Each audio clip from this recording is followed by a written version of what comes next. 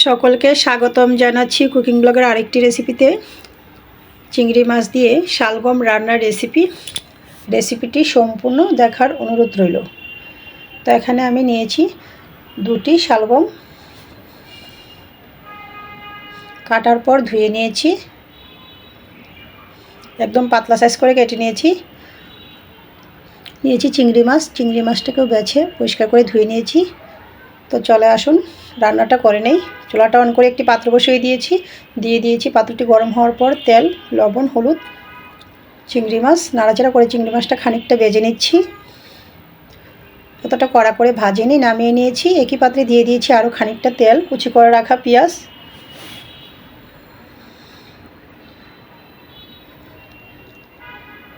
তেজপাতা, আবারও নাড়াচাড়া করে নিচ্ছি। পেঁয়াজটা যখন ব্রাউন কালার হয়ে এসেছে এই পর্যায়ে আমি দিয়ে দিয়েছি মশলা কষানোর জন্য জল পরিমাণ মতো, হলুদ গুঁড়া, স্বাদ মতো লঙ্কার গুঁড়া,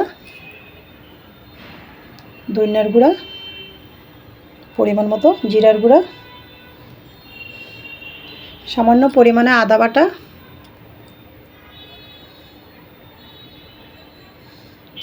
স্বাদ মতো লবণ, নাড়াচাড়া করে মশলাটা খানিকটা কষিয়ে নিচ্ছি। তো এই পর্যায়ে আমি অ্যাড করে দিয়েছি শালগম, আবারও নাড়াচাড়া করে নিচ্ছি।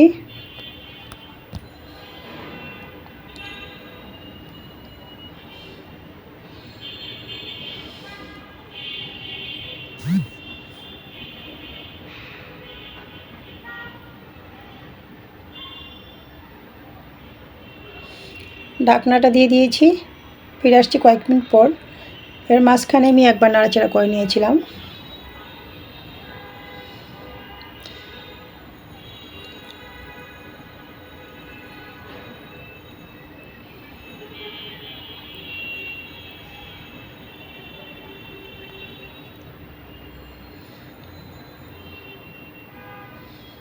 তো আবারও নাড়াচাড়া করে উলকপিটাকে ভালো করে কষিয়ে নিয়েছি।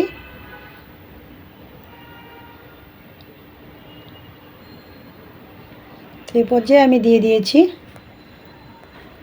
পরিমাণ মতো গ্রেভি। অনেকেই আবার শালগমকে উলকপিও বলে থাকেন। তো ঢাকনাটা দিয়ে দিয়েছি।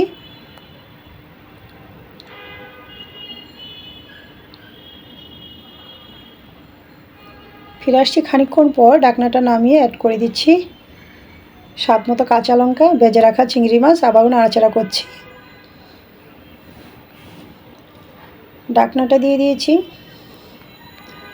ফিরে আসছি খানিকক্ষণ পর। ঢাকনাটা নামিয়ে উপর থেকে কুচি করে রাখা ধনিয়া পাতাটাও দিয়ে দিয়েছি। এরপর যে আমি তেজপাতাটা নামিয়ে নেব। তো আপনারা কেউ চাইলে রেখেও দিতে পারেন। ঢাকনাটা দিয়ে চুলার আঁচ বন্ধ করে দিয়েছি। তো রেডি হয়ে গিয়েছে আমার চিংড়ি মাছ দিয়ে শালগম রান্নার রেসিপিটি ভালো লাগলে আমার ফেসবুক পেজটা ফলো, ইউটিউব চ্যানেলটা সাবস্ক্রাইব করে সাথেই থাকবেন। সকলকে ধন্যবাদ।